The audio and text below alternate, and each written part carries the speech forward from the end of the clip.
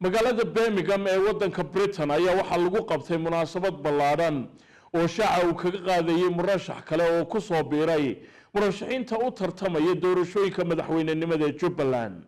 murashaxan cusub ee xafladda qabsaday ayaa waxa uu yahay injineer Cali Jaamac Xuseen. munaasabadaasi oo taageerayaashiisu ay ka soo qayb galeen ayaa waxa nooga soo waramay wariyahayaga Maxamed Cali Nuur. xaflad aad u heersanaysa oo lagu taageerayo musharaxa madaxweynaha maamul goboleedka Jubaland mudane injineer Cali Jaamac Xuseen ayaa waxa lagu qabtay caasimadda labaad ee wadanka Ingiriiska magaalada Birmingham. xafladaasi oo ay ka soo qayb galeen aqoon-yahano waxgarad culamaa diin odayaal dhalinyaro haween iyo ganacsato. haddaba halkaasi waxaa laga soo jeediyay hadallo wax ku ool ah iyo isbeddelka ay doonayaan shacabka Jubaland.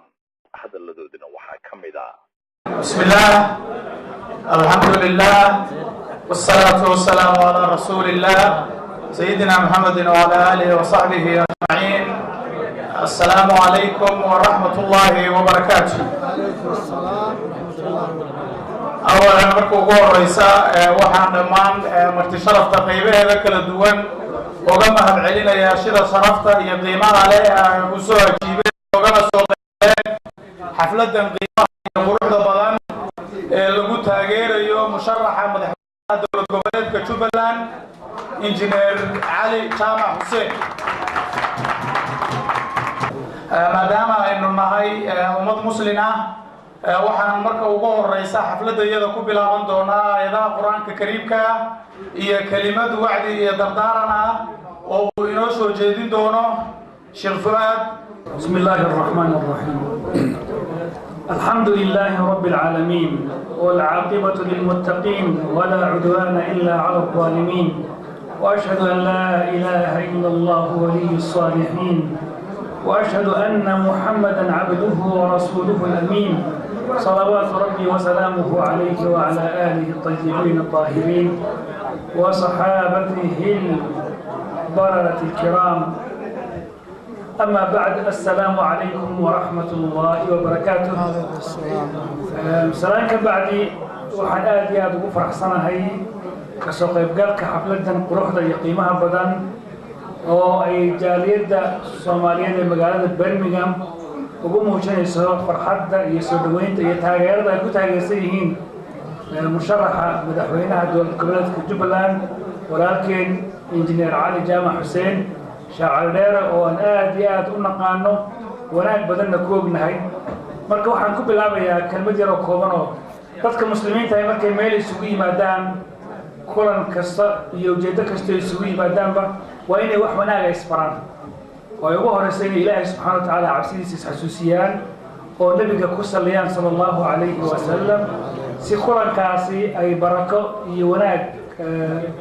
uga dhasho inta la joogo naftigeedana ajir iyo xasanaad laga helo. waxaa la isugu yimiday oo wax wanaag ah qof ummadda inuu wax u qabto raba u istaagay xaqiiqatan hawl sahlan maaha qofku markuu soo istaago xil culays ka leeg oo ay ummadiisu u baahan tahay ninka tagay oo soo istaagi karaya. marka inaan ugu duceyno oo dhan Ilaahay subhanahu wa ta'ala kugu kaalmeeyo oo kugu guuleeyo xilkaas kii ka soo baxa inta uu joogo ummaddu ay ku nasato oo dhulkeena baahida badan ay ka jirto ee geyiga Soomaaliyeed oo loo baahan yahay hoggaan iyo dawladnimo aynu kaga nasanno una noqonnay isagoo dhulkii nabad iyo barwaaqo ragii ka dhigay Ilaahay ka dhigo inteena kalena aynu dareenno calankaas buluuga ee nabadaya Soomaali geeska gees iyo wada dhalashada iyo islaamnimada inay noqoto arrin aad iyo aad uga sarreysa levelada marar badan aan hoos u eegno oo ah magaca amayn jifo ama reer ama qabiil loo eegay qofka lagu qiimeeyo waxqabadka iyo tayada uu leeyahay. taana waxaan leenahay Ilaahay subhanahu wa ta'ala hay naga dhigo ummad xaq u garta sida uu yahay. ugu dambeyn waxaan lahaa iskaashigu haddii aynu nahay jaaliyada muslimiinta ee dibadda ku nool ee Ingiriiska gaar ahaan Birmingham baahida aynu leenahay ee bulsho aynu kaga baxno iskaashi iyo midnimo waa mid loo baahan yahay inaan ku darsano alla ka cabsi jidka Allaah ku socono sunnada nabiga oo raacno sallallahu alayhi wasallam diinta islaamka oo aynu ku dhalanay waa nimco Ilaahay oo aynu ku dhaqanno oo aynu baranno oo aynu ku tarbiyeyno awlaadeena iyadana waxaan lahaa waa howlaha ugu muhiimsan u baahannahay inaanu isa kaashano markaanoo soo koobaya oo rag badan iga dambeeyaan waxaan leenahay mudane musharax madaxweyne waa kugu taageersannahay kugu soo dhaweynaynaa kugu faraxsannahay kuguna ducaynaynaa hawshaas وجزاكم الله خير والسلام عليكم ورحمة الله وبركاته. إلهي عز وقفارك ومشان سوكا لكن أيوة محله وحاكلوا محله ضدك الجيبي حفلة قيمها بدن وعنو قبلني علي جامع حسين وجالية برمهام دقن دولكان كنول وذاتك iyo annaga difaac hadaan nahay xilal badan buu noo hayay waxaan aad ugu faraxsanahay anoo ku hadlayo magaca saddex meelood marka koobaad anoo ah reer Jubbaland marka labaadna anoo ah jaaliyadda reer Birmingham Ali Jaamac Hussein waxaan aqaanay asaga oo mas'uul qaran ah waxaan ogahay in uu noo yahay ugaaska lagi beesha anigu aan ka soo jeedo أنا أنت أسكت فرحسنا وحن هذنا عاوة آد يآد وقصي فرحسنا هي إنه النقضة مدحوينها جبلان مستقبلك وحنا آد وفرحسنا هي على مدحوينه أنا وكوبها الله يوم مجا عصدح راس ميراد إن عن آد يآد وفرحسنا إنا كوجسوا دوينه وأنا كوجد عينينا وأنا كوم هذينا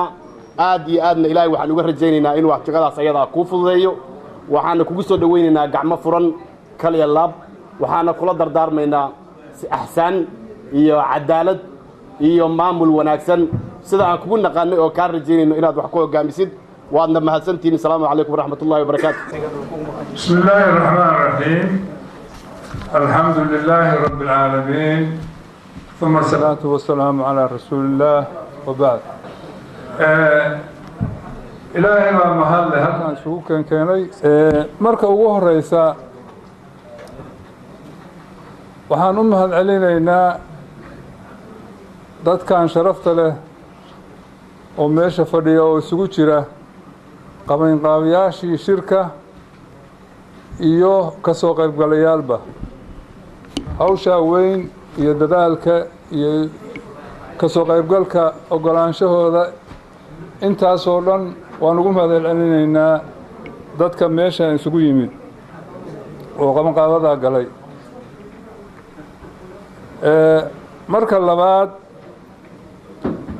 waxaan leenahay hadal badan meeshaan ma yaalo waxaan soo dhaweynaynaa musharaxa cali jaamac xuseen waxaa aada inoo farxad inoo ku ah inaynu musharaxeenna oo marna ah qurba joogteennii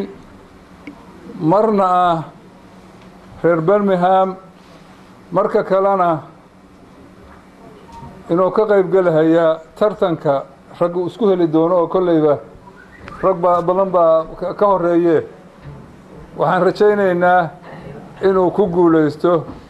hawshaas iyada ah inkastoo annagu aanan cod lahayn ha yeeshee waxaan leenahay saameyn kale oo badan marka waa ku gubaabinaynaa arrinta iyada ah kolleyba waxa badan oo la sii sheegaa ma badna cali waxaan leenahay rag badan ayaa muxuu ahaa wakiil baad nooga tahay muxuu ahaa hawsha iyada ah dad badanna waa kolleyba waa kaa hor imaan doonaan ama howlo badan baad geli doontaa waxaan mar labaad ku soo celinayaa ducadii ahayd ilaahay ha kuu fududeeyo hawsha iyada anigoo ugaas Ibraahim Cabdi waxaan rabaa inaan u hambaliyeeyo injineer Cali Jaamac oon iraada hambaliyo sharaxitaanka aad ku soo sharaxday inaad u tartanto madaxweynaha Jubbaland waan kugu soo dhaweynaynaa intaa kadib waan imaan naqaano injineer Cali waan reer Birmingham anigoo ka mid ah jaaliyadda Birmingham waxaan rabaa inaan u sheego reer Jubbaland hadday rabaan madaxweyne waddanka ka saara Jubbaland maanta meesha ay joogto hore uga sii wada haddii ay rabaan inay doortaan injineer cali inay doortaan waa nimaan naqaano waa nimaa mataqaanaa garanaya mataqaanaa shuruucdeeda iyo ka soo bixi kara marka waxaan ka codsanaynaa xildhibaanada la dooran doono ee Jubbaland hadduu alla yiraahdo inay noo doortaan injineer cali jaamac inay noo doortaan haddii alla kugu guuleysiiyo injineer cali waxaan ka codsanaynaa inaad cadaaladda ku dadaashid Jubbaland waa dhulka ugu qaalisan ugu mataqaanaa ugu wanaagsan Soomaaliya oo dhan waa dhul Soomaali oo dhan wada anfici kara dhaqaalaheeda iyo mataqaanaa nolosha taalo bad iyo bariba hadduu alla kugu guuleysiiyo waxaan ka codsanaynaa inaad cadaaladda iyo dadka mataqaanaa deegaanka ku wada sinaadaan insha Allah marka inta waxaan ku darayaa Jubbaland xaaladeedu hadda meel fiican bay maraysaa dhulkiina dhul badan baa mataqaanaa gacanta dawladda ka maqan dhulka gacanteena ka maqan haddii xilka lagu kugu guuleysiiyo waxaan ka codsanaynaa inaad dhulkaasi xoreysid oo Jubbaland isku furtid dib u heshiisiin u samaysid dadkii mataqaanaa walaaleysid ayadoo maamulka hadda jooga meel fiican uu soo gaarsiiyay ay ku mahadsan yihiin waxa loo baahan yahay waa qori isku dhiib haddii madaxda hadda joogto ay ku soo noqdaanna waa ugu hambalyeynayna haddii ku soo noqonaynana waxaan codsanaynaa injineer cali jaamac inuu noo noqdo musharaxeena madaxweynaha Jubbaland marka anigoo ku hadlaya magaca jaaliyadda Jubbaland ee magaalada Birmingham waxaan soo dhaweynaynaa musharaxnimada mar kale aad baad u mahadsantihiin dadka ka soo qayb galay inta soo qaban qaabisay ومحسنتين السلام عليكم ورحمة الله وبركاته. وحام حسن هذا كل رب عز وجل سبحانه وتعالى إنه هذا نسوي معنا أنت ماشي نسوي معنا مركز الله بعد وحام حسن ذلك إنه هجاجي الشركة يمكن إنه يسوي هجاجي حفلة السياسة نسوي معنا ما حدا صد حدا وحام حسن ذلك كل لو يعني كسر غيبة ما له وقت ودقائق الصوب بدري إنه يشوفك أنت كذب وحن دون هجا مركز كوباد إن أيران نقطة وحي عن صوم الرواية أرجنمه وحي نبه نسوق عليه أن كسر مشروع الصبر كوب الدلول وحي في عيني وانا صوم الرواية جبل رمضان هينا عن سيد يوقع ظنه أن بدو عينه وحي هناك سمي أنا وحن كمل هاي أنت أقولك عن كل كتبه لو يتبصر يترون سنة بيسي سنة مربع تكتير ماشي dadka reer Jubbaland odayaasha reer Jubbaland baan ka mid ahay waxaan doonayaa hal arrin ah oo aan meesha ku ogahay inaan qarinin sheego midna waxa weeye waa ninka la yiraahdo injineer cali jaamac oo inoo sharaxan hadda aniga ii sharaxan iyo intii la midka sababtoo ruuxa waxa weeye marka xulanaysid aad doonaysid ruux weyn aad tahay mudakkarna aad aqlina aad leedahay nin iyo ninka doonahay ما هو واحد كل على قبيل إنه النقطة وحرام ومامل وإن كل على روح شخص واحد صادق براتي أمريكا تاع الشخصيات ده وليه الشر هذا الكلام اللي يصير هي ذاك ولنو يسير ولنو يهي أقوم تسيع المجلسية مامل يوم تبعد زواسرة أنت مركز حسابي أنا وأنك أحول لها Jubbaland إنه النقطة شنطة أفرط سنوي من صوص على إنه النقطة مدحوينها Jubbaland نسبه لها هذا كان هو أقبل إن لطليه وش كتش لنا وحبوا كقبل علم المادة جاي يملك الدين أنا وحبوا كي قنوانين إيمانك شو بالسنة هاي تجيب برنا هم نوع ولا النهاي صاحب عن النهاي وحنا نقول هاي ده مال ولا الدجال أو الدكرين أو مال ولا نواس برناي أنت أصرت وحمد الله أنك أنا دورنا هاي ما شاء ده كان شو إذا قبل بيقول كيلو بنور ده كان يقول إنه الأخيار الدون دون هي مركبتها وين هي وحنا كنا يهدي إلهي جالسين ماشى سنتين دورنا ماشى كذا عايش وضياشة ديان كذا وهي يطلق هي طلع وحكون شاهد استمرت على ماشى أو كهر رئيسه سيد أبو بكر إلهي هدوء قوليه ماشى وحيا ما لها عن كدور ما لها دكتور إلى البورة إلى الحرب حمتي أسواقشة waxaan tidhowr leehday oo dabagal ku samayn kara ma jiro oo hanti dhowr ma leh waa koow laba dawlad hoose ma leh duq la doortay oo magaaladu ay dooratay iyo injineer dhulbixinta qaabilsan oo dawlad hoose ah oo dhulka qaabilsanna ma jiraan dhulkiina waa la iswada haystaa oo dhulka la iswada haystaa saddex ma laha maxkamad madani oo qaada wixii dembi ah kolkay booliiskii wixii ay soo dhameeyaan meel la geeyo maxkamada oo kale xukunta sida meeshaan ma laha afar waxbarasho ma laha meesha wix alla wixii dawladdii hore ee soomaaliya dhistay dad baa wax ku bara jaamacada weeye jaamacadaha ijaar baa laga qaataa kuwan ciyaalka lacag bay ka qaataan ciyaalka marka ninkii 7 ilmo 5 ilmo haysta lacag uu ku bixiyo ma heli karo meeshii ay dawladdii hore dhistay wax loogu dara iska daa ma jiro dawladdu waxay u baahan tahay marka in macallimiin la soo ururiyo lacagtuna ay dekada laga siiyo laga mushaar looga qoro ciyaalkuna ay firi helaan 5 gaarihii waa dhammaadeen 60 kilomitir kismaayo meel waa bannaan bari oo kale way wax walbana xalay dhalay wax walbana waxaa dhiig baa xalay dhalay geelaha dhanmeeyey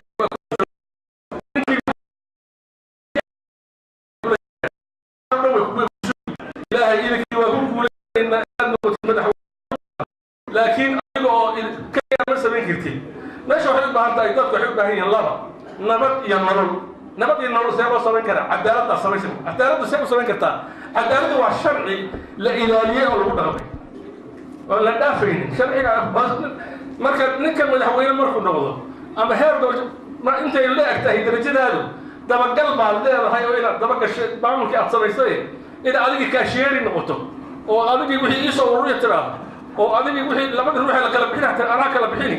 oo labadii midka dhow laga erigahaya tan anaa waxaynaya wixii tan wax shaqayni baa meesha yaalla waxaan oo dhan oo dhibaato ah fudaydkeedu waxaa lagaga bixi karaa haddii ilaahay kugu gooleeyay idamka allah adoo ku talagalahaya wixii aad samaysay ee maamul ee wanaagsan in aad macnaha sharciga aad u samaysay inaad gurub dabagal mooyeen inaad shaqo ku lahayn wasaaradda beeraha midda labaad waxaan u waayo kale dawladda dhexe waa noo timid anoo jooga meelay dhagax dhigeen guryihii in la suubiyo waxaa kaloo yimid oo nimanka la jiray turki oo raba inay ka shaqeeyaan meelo badan dekada iyo airportka iyo meelo lamid iyo saldhig laga sameeyo meeshii jiray meeshii badda weliba kaga darahay noo dhib lacagta waxaa taalla annaga noo dhib waxaad ku shaqayn laheeda waa iska noqonayaan meesha hawshii oo dhan waa qabi dawladda dhexe inuu ku xidhan yahay waa maamulka madaxweyne afkaa marahayee madaxweyne ma noqon doontida kumarmarsiisa baad umaraysa waa inuu xamar ku xidhan yahay ninka kismaayo jooga ee jubbaland madaxweynaha u ah sidii gobarnar waa in u dhaqmo oo uu ku xidhan yahay xamar annaga oo boosaaso ninka jooga iyo garow iyo ninka kismaayo inay isu imaadaan dawladda u fuqaan maxaa keenay waa dembi wax isu imaan karaa ma jiro gaarisa ma diidi karto nairobi inay toos tagto ninka kilka jooga ma diidi karo inuu dawladdiisa asagoo ku xidhnaado ninka jubbaland gudoomiye noqdo madaxweyne noqdo ama gobarnar wuxuu doon ha noqdee waa inu dawladda muqdisho waa inu ku xidhnaadaa waa u shirkoobaynaa annaga oo gobollo ah annaga oo ah dawlad goboleedyo dawladda dhexaan xilka u jaray war waxaa meesha yaalla wax lagu noolaan kara ma aha hadday intaa dhaafto wallaahi billaahi tallaahi bay sheegi mahay hadday intaa dhaafto anigu reejoorray baan sii noqonay markaa waa dhex fadhiisanay waana ka hor imaan kismaayo haddii wax hagaajiye la waayo mana yeelaya hadda kismaayo anigu intayna halkaa gaadhin maamulka ha la hagaajiyo sidii xaqa ana ha lagu socdo dadka ugu badan baa degan jubbaland qabiil keliya ma laha meesha dadka deganda xuquuq buu ku leeyahay soomaaliya oo dhan bay ka soo hadhi webiyaal bay leedahay bad bay leedahay xuduud bay leedahay ganacsi bay leedahay xoolo badan bay leedahay shidaal iyo wixii arsaqadoo dhan aanu dhamay caqliga inuu shaqeeyaa la rabaa daacadnimadana keenaysa inuu intaa ruuxu fuliyo hadduu ruuxu caqli leeyahay cilmi leeyahay daacad yahay in la shaqayso dadka ka xusho ma waayahay hadduu laakiin balaayo ujeedo raba keligiin inuu waxda dad kale dhaqaawanaadaan oo iska khatanaadaan anigu haddii la yidhahdo nabadgelyaa jirta nabad iyo nolol haddii nabad intaan waayo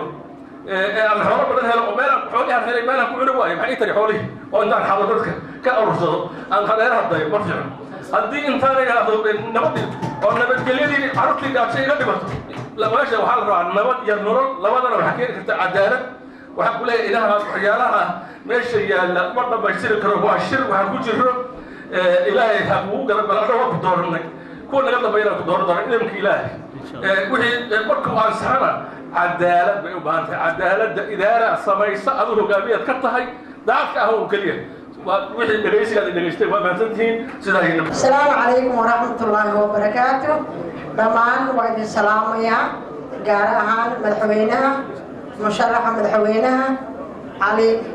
jaamac xuseen hambalyaan ku leeyahay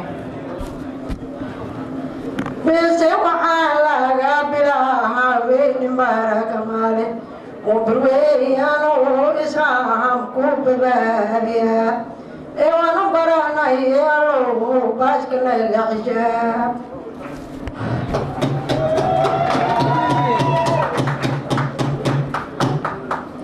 بابي سومالي باوركو ويبير بابي سومالي باوركو ويبير waxay kugu baaqayaan ku balaaminayaan waxay kugu baaqayaan ku balaaminayaan inay bulsho weynta iyo beeri agtaa inaad bulsho weynta iyo beeri jubaada inay kula jees noqdaan hawsha kula jiraan inay kula jees noqdaan hawsha kula jiraan إذن من دايا إبابلي سمالو غرشوا عن جساغتوان سمالو غرشوا عن جساغتوان أذيك ربوك ليو كشكول الربان أذيك ربوك ليو كشكول الربان أذيك ربوك ليو كشكول الربان أذيك لقاديا يا نقعدو عليو كوشكاغا كسمايا نتيجيلا عليو كوشكاغا كسمايا نتيجيلا كراستا بيو فرداها سوكيريلا عليو كوشكاغا كون بانو بيلا كراستا بيو فرداها سوكيريلا ويبو سوكيدي سيو كايسكا موغاي بلاو غالي بسين كالويا بلايا أركي معاي سدبا بالغا غير عوريادا أنا عشر بالغا غور إذن أمين دايا إباقبلي هرمود الكونو حقا توانقلنا يا مود الكونو حقا توانقلنا أرمو عالم كيل موقدا عريسنا يا أرمو عالم كيل موقدا عريسنا أرمو دلكونو حروبا حمالنا يا أرمو دلكونو حروبا حمالنا أرما خير لقدنا داير لقدنا يا أرما خير لقدنا داير لقدنا أرما دلكونو دقاها دين تلغو دقا يا أرما دلكونو دقاها دين تلغو دقا أرمو دلكونو دقاها دين تقو حاصلا حسوقا أرمو ندافع حمالنا أرما حبت اللي لو حمار وينا تقنا أرمان دارشي شيء دلتينيرا أرمان دارشي شيء دلتينيرا أرمان دارشي شيء دلتينيرا إذن من دايا إبارتا النقطة بتيرا هيا بدم بيكو بارتا بوكسينا ما استوبلا كاروركي مجيرو وبوكسينا ما استوبلا كاروركي مجيرو نحليو يغبطو عيلكو يغمبوحو نحليو يغبطو عيلكو يغمبوحو أبو كامبارا هاي meydkeeda dibadayaan bukaan baanahay meydkeeda dibadayaan ummadda lama baaramo waan ka baqaya ummadda lama baaramo waan ka baqaya ummadda lama baaramo waan ka baqaya jidkooyaa igu badiyo baayo abaar waxaan halkan ka salaamayaa dhammaan walaalaha Soomaaliyeed ee qaaliga ah ee caawa halkan xafladda quruxda badan u yimi inay u hambalyeeyaan una duceeyaan musharaxa madaxweynaha Jubbaland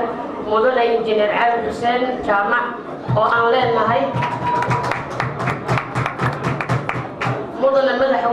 madaxweynaha ku leenahay qofka hadduu haweysto inuu madaxweyne noqdo wuu yahay magacaasna uu raacaa hadduu ku guulaysto iyo haddii uu calfin waayaba marka waxaan leenahay mudane madaxweyne annaga xaggeena madaxweynaha caawa ku aqoonsanahay maadaama aad u taagan tahay jagada madaxweynenimada ee dowlad goboleedka Jubbaland waxaana ku leenahay haddaan haweenka Soomaaliyeed nahay waan kugu garab taagannahay waana kugu duceynaynaa in ilaahay kugu guuleeyo halhayska ama haldhigga aad ula magac baxday horumar iyo cadaalad in Jubbaland ay cadaalad darro ka jirto loo baahan yahay cadaalad caawana haddii aad cadaalad u soo istaagtay Jubbaland waxaa wada degan Soomaali maxamed oo dhan ummadda Soomaaliyeed ayaa Jubbaland wada degan waxayna u baahan tahay cadaalad in loo cadaalad falo marka musharax waa ku duceynaynaa waxaan kaloo salaamayaa cuqaasha siyaasiyiinta odayaal dhaqameedka gabdhaha qaaliga ah iyo dhammaan walaalihii soo agaasimay xafladdan quruxda badan waa xaflad meel walba la isaga yimi marka waxaan ku leenahay mudane musharax madaxweyne ilaahay ha kuu guuleeyo anoo ku hadlaya magaca haweenka qaranka Soomaalida ee UK waxaan si gaar ah aan salaam qiimo leh ugu dirayaa halkan dowladda nabad iyo nolol oo hogaamiyo mudane madaxweyne maxamed cabdullaahi farmaajo waxaan salaamayaa ra'iisul wasaare xasan cali khayre waxaan salaamayaa gudoomiyaha baarlamaanka waxaan salaamayaa golaha baarlamaanka aqalka sare iyo aqalka hooseba iyo xukuumadda iyo dhalinyarada iyo ciidamada iyo haweenka ku dhammaanba waxaan si gaar ah anoo ka faa'iidaysanaya jaaniskan aan halkan ka salaamayaa maadaama 8 Maarso oo maalinta haweenka ahayd inkastoo ay ka baxsantahay mawduuca in aan uga hambalyeeyo uga faa'iidaysto dhammaan gabdhaha Soomaaliyeed meel walba ay joogaan gabdhaha Jubbaland gabdhaha Puntland gabdhaha Somaliland gabdhaha Galmudug gabdhaha Hirshabeelle iyo gabdhaha South West waxaan kaloo si gaar u salaamayaa First Lady marwada koowaad ee dalka marwada Seynab Cabdi Macalin waxaan kaloo salaamayaa marwada gudoomiyaha haweenka qaranka Soomaaliyeed marwo Batulushi Axmed Gaballe iyo ku-xigeenkeeda marwo Madiino Gonyare marka waxaan leenahay dhammaantan caawa waxaan halkan isugu imaanay inaan u duceyno una hambalyeeyno musharax madaxweyne Cali Jaamac Xuseen oo leenahay ilaahay ha kuu guuleeyo garabkaada ayaan taaganahay hadda waxaan rabnaa inaan taxiis kugu imaanno Kismaayo oo nagu soo dhaweyso haddaan nahay haweenka Soomaaliyeed ilaahay ha kuu guuleysiiyo hambalya ayaan idin leeyahay dhammaan shacabweynaha ka soo qayb gala xafladda sharafta badan أعوذ بالله من الشيطان الرجيم بسم الله الرحمن الرحيم الحمد لله رب العالمين والصلاة والسلام على أشرف المرسلين سيدنا محمد وعلى آله وصحبه وسلم أما بعد الأمرين وحن هذا علينا كنت قبل قابضة والنوسو قبل قابية حفلة بروحة بدلنا اللي قلت غير مشرحة مدحوينها جبلان مدير إنجنير علي جامع حسين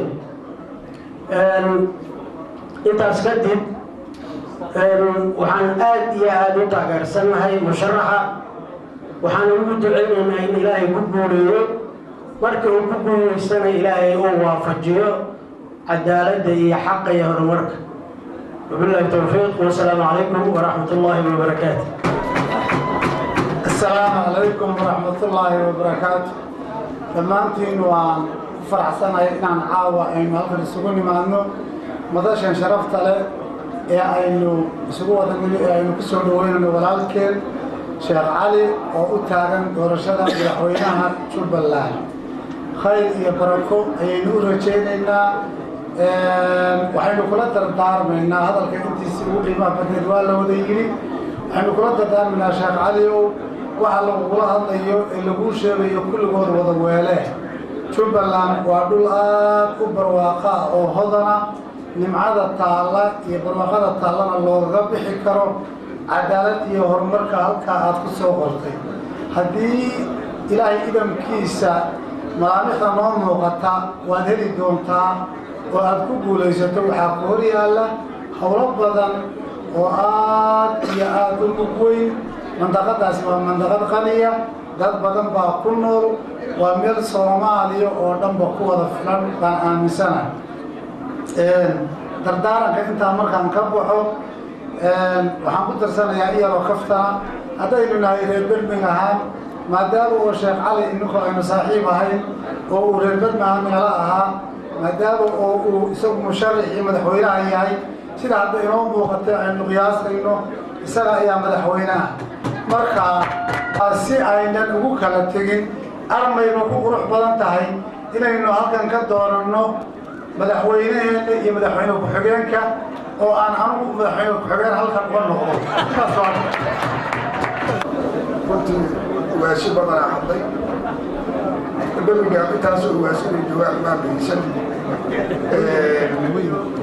markaan kaftamo dhammaan waxaan u mahad celinayaa kasoo qaybgalayaasha xafladdan oo waktiga badan geliyey gabdho iyo rag iyo odayaalba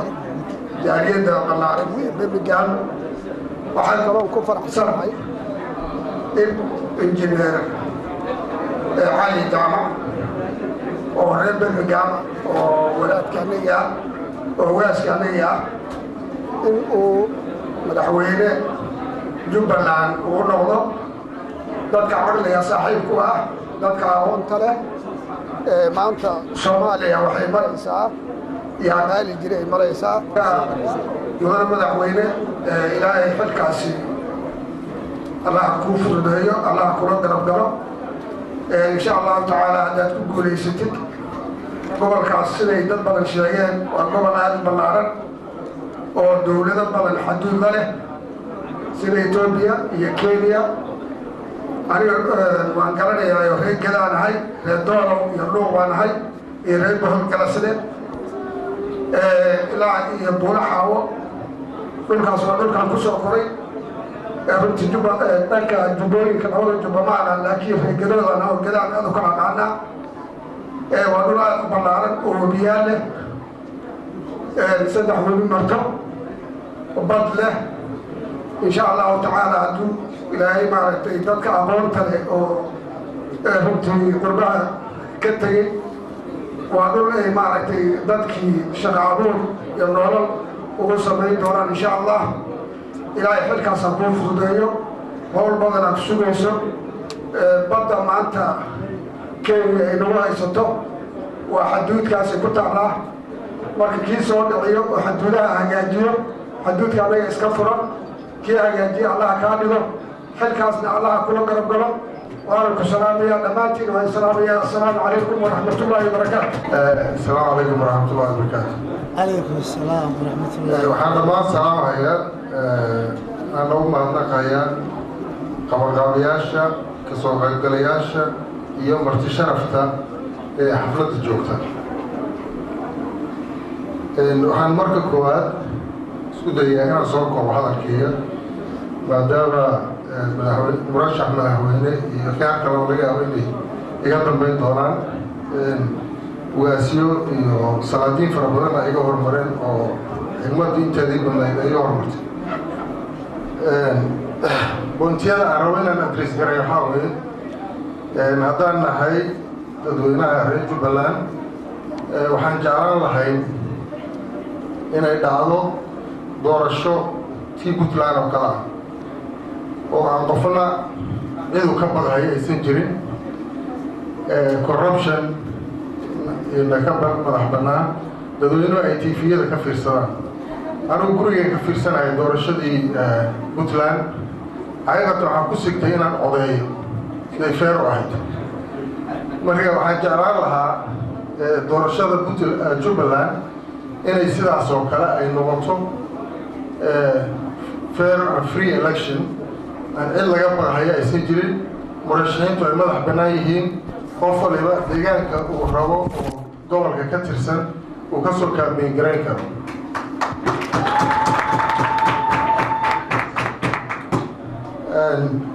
murashaxa madaxweynaha muddo fara badan baan aqaanay ilaa iyo 28 sano daan ka badan lahaan ka baqay da'deeda inay soo baxdo marka taasoo soo go'ay intaasaan aqaanay 3 magac uu lahaa aan filayaa hadda kii afraad baa kusoo koray marka adeerkii maxamed siyaad allah maxamed waxaan maqli jiray ahna iyadoo la yiraahdo marka aan filayaa hadda madaxweynaha Jubbaland ugaas cali injineer cali iyo sheekh cali marka afar darajis ku haystaan waxaan hadalkii kusoo gabagabayn lahaa injineer cali sheekh cali ugaas cali insha allah madaxweynaha Jubbaland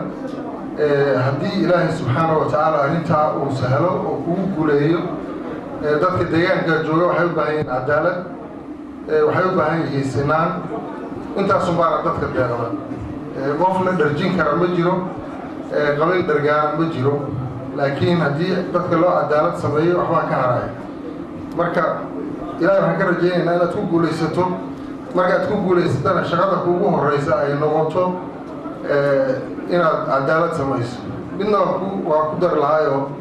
intayna hadda howlkan joogtay iyo inta ugaas cali injineer cali taqaana intoo markuu madaxweyne noqdo waxay dhihi doonaan madaxweyne hadda xoogaa projectiin anigii saxiix marka hore waxaan dalbanaa in cadaaladna loo sameeyo marka labaadna annaga corruptionka bilowno waliba duwaas naqaane mashruuca yarkaa ii saxiix haddii uu saxiixi waayana haddii waa waxmatara wey marka waxaan ku gabagabayn lahaa cadaaladda dadka wada deeqi karta shareecada islaamku waxay ka qabtona waad og tahay إن شاء الله تعالى وحرجينا يدك حلال كاسو ترتمي دونا مسؤولية هذا كبر إنه يفول الدون ثم دام نقدرن يمد يمد أقوامات انتوا الله له إلهنا حقوق وليه وبالله التوفيق والسلام عليكم ورحمة الله. وخطبتي قيمة على هيدا إنه كسوق إن مشرح مدحوينها إن شاء الله وحنوية لدور أمريكا مشرح مدحوينها مدن مدحوين فليتفضل صوره. بسم الله الرحمن الرحيم الحمد لله رب العالمين والصلاة والسلام على رسول الله صلى الله عليه وسلم وسيادة قرادة سمدة كالي أقوية هندة قناعستة لها يرقبة سقيب قلياشة كالدوان ومغابياش حفلة قيمة أبدا سعافة دادك كيمي يوكي إنعياد هذا مالوين كل شيء دادك قوش عمرو البدن دقاي وحالكم السلام يا سلامة الإسلام السلام عليكم ورحمة الله وبركاته. ركوين بيتا هنا كسر كل حفلة دنا جوسو دوين إنسان جالية ديباتهين وإني مهالعلنا يا. بعض ما هتسلتين. إذا كنت ولا رجال وحنا رباينا دين شيء انتينا رجوب اللامباتي. وأنا هو با وفأنا رجوب اللان هاي هالك المفاجئ. ما هي ليس ضم بقول كي بدك سوامي رجوب اللان. saddexda gobol 30% dadka Soomaaliyeed baa degan laakiin arrinta kale rabana ay sheego waxa weeyaan 50% dadka qaxootiga ah oo barakacayaasha ah reer Jubbaland ama kuwa xuduudda ka gudbay ayagoo magangeliyo doona oo nolol iyo cadaalad raadinaya gaarisa iyo xalardheer iyo tagay ha noqdaan ama kuwa gudaha ku barakacay oo loo yaqaan barakacayaasha ha noqdaan dadka magaca leh barakacayaasha iyo qaxootiga waa reer Jubbaland way كنتم بقولكيبا magaalooyinka caasimadaha Soomaaliya iyo degmooyinka iyo gobolada dadka dul degan ee guryahoodu ay bacaha yihiin goboshooduna ay ciida tahay gabdhaha meesha ku muraacayo ku dhiigbaxaya caruurta marka uu roobka doo 5 baa barakayaasha ka dhimatay la yiraahdo waa reer Jubbaland kulligood odayaasha iyo hooyooyinka nafaqad darrada la indhabeelay ee derbiyada jiifa barakacayaasha loo yaqaan oo reer Jubbaland waa doogtiin arrintan مسؤولية بان naga saaran waxyaabaha nagu dhaqaajay inaan sarxayn qayb ka mid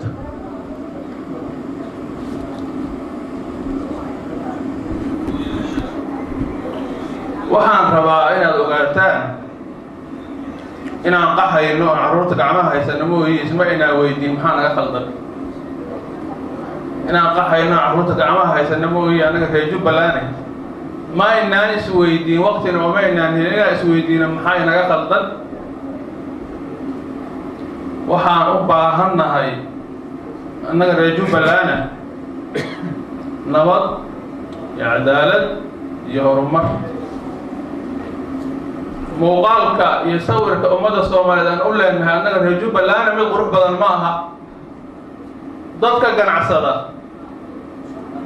soo gaabinaya badan baa la fadhiyay dadka ganacsada xoolaha ka ganacsada reer Koonfur baan ahay xoolaha marka laga ganacsanayo magacyo leeyihiin gaalkacyo waxa looga yaqaan ma aqaan aniga haddii uu 100 neef yahay inta badan oo 70% hadday qiimaha kuwa qiimaha la yihiin waafi baa la yiraahdaa magacaasu leeyahay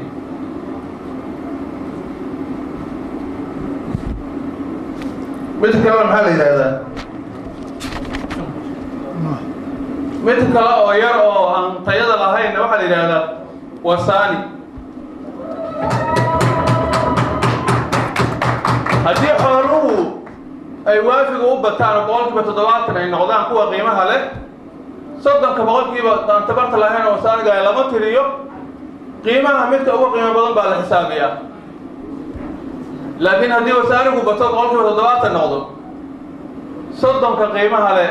kan ugu qiimo yar buu la qiimeeyaa lama xisaabiyo dadka ariga ka ganacsada yaqaan magacyadaas oo reer Koonfurka Soomaalidu annaga wasaaniga u nahay dad reer Jubbaland waafiga ma nihin maxaa yeelay magaca barakacayaashaan leenahay Soomaali ku dhex leenahay qabyaaladiga ma aha waa xog aan idin siinayo sanad kasta 10 sano ugu dambeysay gudaha ku noqonay ama sanad iyo bar kasta waana la ogyahay reer Jubbaland reer Bamga way ogyihiin antan anu abrey badan leeyahay oo baxo laakiin waa soo daraasaya dadka iyo nolosha sida xayihiin mas'uuliyaddaas anaga iskale magacaas wasaaniga anaga iskale barakacayaasha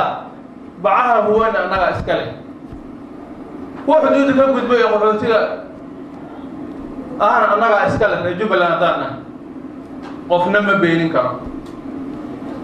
maalin xamar tagay oo u sheegay xildhibaanadeen waxay matalaan barakacayaashan tayada iyo qiimaha iyo quality ay xildhibaanada gobolada kale ka yimid leeyihiin ma leh sanataradeen iyo xildhibaanadeen maxaa yeelay qiimaha qofka matalaya wuxuu la mid yahay kan uu matalaya haddaad barakacayaal matalayso barakacayaasha aad qiimo tahay laakiin ninka waxay isugu hagaagsan yihiin waxbarashada iyo caafimaadka iyo arrimaha bulshada ka nool amniga iyo cadaaladda iyo kala dambeynta horumarka u taagan la qiimo ma tiid qofkaas asagana la qiimo ma tiid kan ku matalayana kaas la qiimo ma aha xoogaan baad u tihiin arrinta ayada reer Jubbaland haddaan nahay nabad iyo cadaalad iyo horumar baan u baahannahay dib u heshiisiinta horumarkay ka mid tahay aan u baahannahay taladeena inay ka bilaabato dib inaan u heshiino annaga reer Jubbaland dadka inay dib u heshiiyaan in walaatinimadoodii iyo midnimadooda la soo celiyo iskaashigooda iyo wadacunkoodii in qulubta dadka la mideeyo in la walaaleeyo waxay ahaan jireen in la soo celiyo daris wanaagoodii reer Jubbaland saasay u baahan yihiin aqoonta aan u leeyahay iyo khibradda aan leeyahay iyo waayo aragnimada Australia intaan ku noolaa aan ka faa'iidaystay kasakow anugu qoys dadka u kala qaadaan ka imid aniga qoyska aan ka soo jeedo dadka ayaga u kala garqaada waxay caan ku yihiin dib u heshiisiinta iyo garsoorka dadka yaqaanana ma beenin karaan markay dhintaan qabarahooda la barakaystaan hadday nool yihiin arrimaha waa loola soo noqdaa arrintaas arrin dadka reer Jubbaland ay xogaan u yihiin weeye faana ma aha waa xogaan idin siinayo deegaankaasaan ka yimid dadkaan aqaan waa ka shaqeeyey dadka dib u heshiisiin baan hormuud uga noqon karaa reer jubbaland waa heshiisiin karaa waana awoodaa nabad iyo horumar iyo cadaalad baan u baahan nahay anigu backgroundkayga waxaa ku jira militarinimo iyo ciidannimo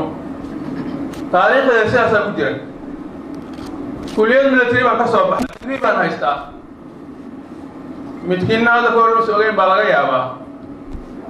in dadka la difaaca diintooda dadnimadooda dalkooda xoolahooda iyo naftooda ciddii nabad rabtana lala wadaago sidaasaa la i bara reer jubbaland xaq waxay ku leeyihiin amni iyo nabad ku noolaadaan naftooda iyo xoolahooda iyo dignitigooda iyo sharaftooda wixii xuquuqoo asaasi oo ka maqan qaab wanaagsan oo aan cunfi iyo isdil ku jirin inay u raadsadaan bay xaq u leeyihiin waana yeeli karaa haddii ilaahay yidhaahdo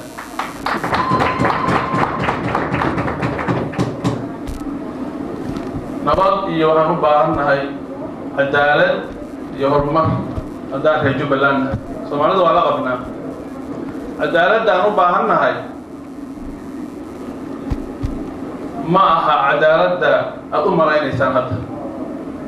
cadaaladda anaga reer jubbaland aan u baahannahay midda hadda aad suuraysanaysaan ma aha waxaan hubaa inaad maqasheen gabadh dahab ka lumay ninkay u malaysay intay soo qabatay oo tidhaahda la ii xirxiro inay inta siliid karaysa ku shubtay oo ay xargihii lafiis ku soo hareen dahabkiina gabadhii guriga xaaqaysa ee tirita madaxeed ka soo heshay cadaaladiisii weli cadaalad ma helin qofkaas hooyadiisii aabii cadaalad ma helin xeer ilaaliyaha guud oo soomaaliya mar dhowaa xamar tegey xafiiskiisu ku booqday iyo xildhibaano kale wuxuu noo sheega oo aan dhagahayga kaga maqla waxaa laga hadlay cadaalad darro iyo cadaalad darro wuxuu noo sheega oon ka dhegaysanay in xafiiskiisaas nin soomaaliya ugu yimid xeer ilaaliyow ninkii la toogan lahaa oo dembiga galay oo ninka dilay ma maqashay madaxweynaha saxiixiisaaba ka haray ninkii asaga ahaa oo la dilay waa aniga buu yidhi wy ninkii ninka loo dilahayo oo dhintay waa ani ma dhiman waxika waa noola cadaaladda soomaalidu miisaankaasi hadda leedahay foundation bay u baahan tahay cadaaladda dadka waxgaradka oo eliidka culummada iyo aqoon-yahanka in loo fariisiiyo ayay u baahan tahay cadaalad madaxweyne ma samayn karo cadaaladda suuradda aad ka haysataan ay soomaaliya u baahan tahay qof keliya uma istaagi karo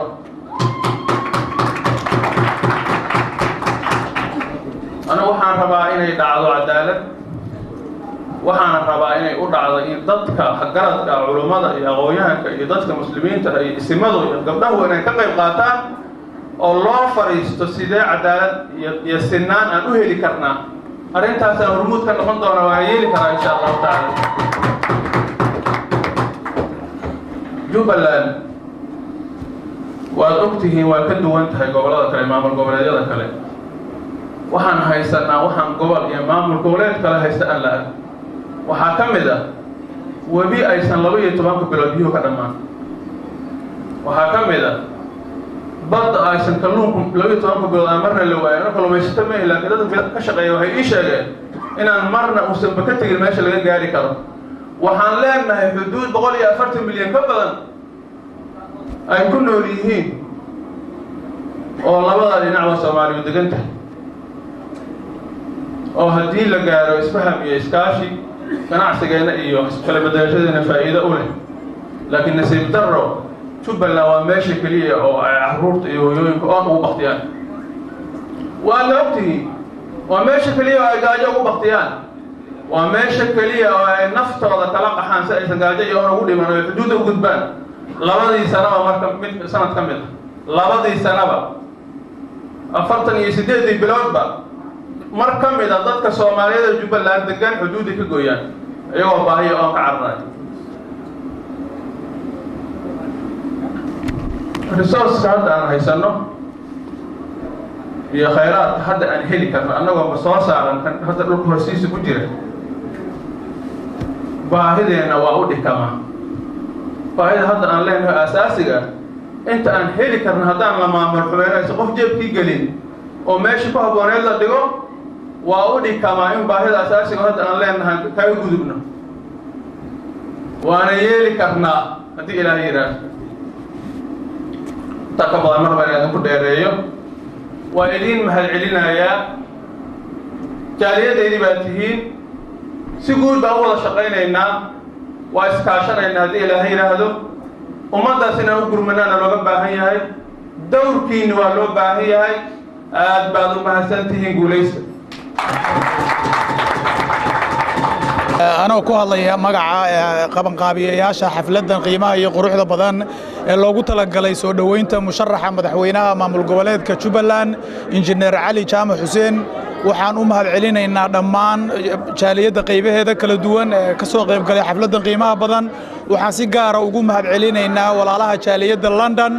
Leicester, Coventry iyo Leeds waxaan kaloo si gaar ah iyadana ugu mahadcelinaynaa dhammaan jaaliyada qaybaheeda kala duwan ee West Midland gaar ahaan magaalada Birmingham waxa halkan inoogu soo gabagabowday xafladii aynu ku taageeraynay musharaxa madaxweynaha maamul goboleedka Jubbaland injineer Cali Jaamac Xuseen waxaan ilaahay uga baryaynaa uguna ducaynaynaa in uu ku guuleeyo waxa slogankiisu uu yahay horumar cadaalad iyo nabadgelyo waxaan ilaahay ka rajaynaynaa inuu ka dhigo mid ku soo dabaala Jubbaland horumar cadaalad iyo nabadgelyo si kastaba arrintu ahaatee xafladaasi lagu taageerayay musharaxa madaxweynaha dowlad goboleedka Jubbaland injineer Cali Jaamac Xuseen ayaa waxa ay ku soo gabagabowday jawi aad u degan waxa ayna shacabka Jubbaland ka codsadeen in uu ka dhabeeyo isbedelka iyo halkudhigiisii horumar iyo nabad maxamed cali nuur Universal TV Birmingham